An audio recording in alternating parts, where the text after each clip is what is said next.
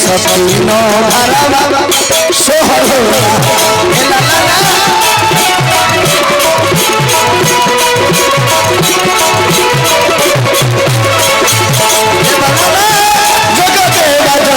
बबुआ रे सपनो घरवा सोहर होला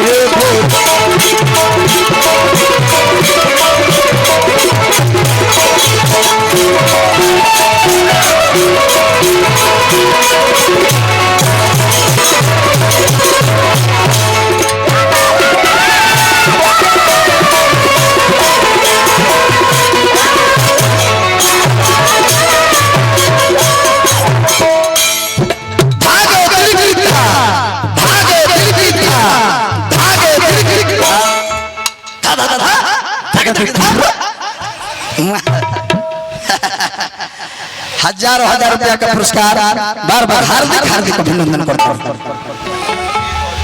टेंकू बाबा आप जाइए खिसियाइए मत गांजा पी के आइए ना आराम से। बहुत सुंदर कलाकार केशव चाचा जी आगरा करम के तनी हमरा मंडली में आए एगो माला पहना के स्वागत करो लेदारो वाह अब डरे भाग जाता रा मन छोड़ के का तो हमसे दो बोला हम गाएं अरे राम डरे कितने प्यास के पेशाब का करबो छुछुंदर के मारे खातिर राइफल के जरूरी पड़ला छुछुनर के मारे खातिर राइफल के जरूरी ना पड़ेला 400-500 के गोली ना हमने बर्बाद करिले ओ तो छुछुनर आगला महारत ने मिलल झरुआ समार द चित हो गई जय हो हो लोग मिलजुल के लूटे के साथ बोले में फायदा लिखा जमाना हवा झूठे के अरे आज हम कमलेश देहाती ब्यास हो गल हो पहले चोर हो झूठे के मिलजुल के आइल हम चलवा के कूटे के एगो टिंकू बेटा के लेके आइल वाला का फिर से अच्छा आदमी के नाम आता सुगा तू देखिन ओकरा नाम सुगा ओकरा सुगा नाम है तोता नाम है बिला ओकरा कुत्ता ओने सुगा यो तोता ये होता है लगे थे कि अफ्रीका से आल है मिलजुल के आइल हम चलवा के कूटे के अरे साथ बोले में फायदा ना हो जमाना हो झूठे के आज हम ब्यास हो गलो हो पहले चोर हल जूते के आज अभी तक ले आदत हवा खटिया पर मोते के मैटर एको नहीं हालांकि कुछ दिन तक टिंकू भैया हींग हल्दी बेचते थे चौक पे। हम लोग नया बोलते हैं टिंकू बाबू किसी का कहा हुआ नहीं बोलते हैं आप कमलवास कुमार के बोलिएगा या अभियंता जी के बोलिएगा हम लोग नया बोलते हैं। अच्छा वो चुटकुलवा कहाँ सेंधवा वाला कहाँ नया चुटकुला सुनो एक बार ऐसे ही 94 वाला बोलिएगा हमारा कमलेश देहाती जी कमलेश देहाती के नचनिया बस में सफर कर रही थी बेचारी एक संग है हाँ हमारा तारा बाबूजी के संग बस में चाचा सफर करते रहली है आई उजरा उजरा टी शर्ट पहन के बड़ी शौकीन बाड़ी हां जी व्हाइट अभी तो लहंगा पाइल बड़ी नाचे के बात हां जी गड़िया में बैठे पहले कहीं सफर में घूमे ली तो व्हाइट टी शर्ट से बड़ी शौकीन बाड़ी हां जी वो जाली वाला हवा लगेला टी शर्ट पर 4 व्हीलर के चित्र बनौले रहली है हां जी ऐसा के उजरा स्कॉर्पियो हां ऐसा के स्कॉर्पियो के जी जी एगो 10 वर्ष के लड़का यस इनकर टी शर्टवा पर यही जब 4 व्हीलरवा पर टुकुर टुकुर देखत हां जी आँखी से तो तनिया कहत रही क्या बाबू ये गाड़ी चलानी है, ये गाड़ी चलानी है। तो लड़का कहता कि से मैडम अभी तो हमारा उम्र 10 बरिस है, लाइसेंस नहीं बनेगा, अभी लाइसेंस भी नहीं बनेगा और मैं उतना अभी एक्सपीरियंस नहीं हूँ, नहीं है। लेकिन आपका इजाजत होगा तो मैं गाड़ी नहीं चला सकता लेकिन हॉर्न जरूर दबा सकता हूँ। हॉर्न जरूर दबा सकता हूँ। हाँ जी इजाजत है। आके दबावा दी इजाजत। दबावा दबावा हॉर्न दबावा। दबावा दबावा। मलाई बेचे वाला नया कोहिल हम। तेरे सूरत पर मैं थूकता हूँ। थूक के देखो हवेली पर आ जाना। और सुनबो एक बार ऐसे ही कमलेश देहाती जी मोटरसाइकिल लेके निकल देले आ पुलिसवा ना रहले ओसन का गेटवा लगा देले रोडवा पर आई गेटवे के तोड़ के नो एंट्री वाला नो तोड़ के पार हो गइले। पुलिस इनके पकड़ लेले, कहले कि गाड़ी के लाइसेंस दिखाओ, तो कहले कि लाइसेंस नहीं है। गाड़ी का कागज दिखाओ, नहीं है। नहीं है तो कुछ पैसा दो, जुर्माना लगेगा, पैसा भी नहीं है। अब पुलिसिया का कहले किनका बगलिया में हाथवा लगा के आ यही जैसे 2-4 गो नोच ले ले। कहले कि ई काहे कहनी है, तो कहले कि देख ई हम ना कहती तो तू यही न जाके घरवा कहते।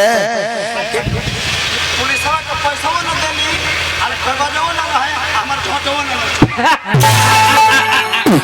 ए तो नोच ले लिया।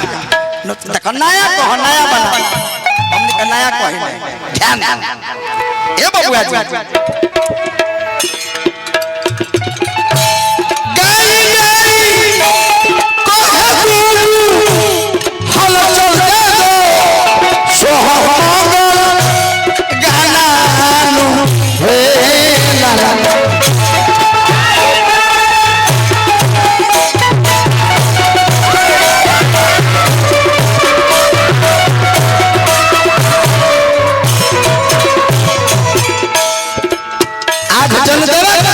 सोहर मंगल हो रहा जैसे राम जी के जन्मोत्सव में अयोध्या में सोहर मंगल हो रहा।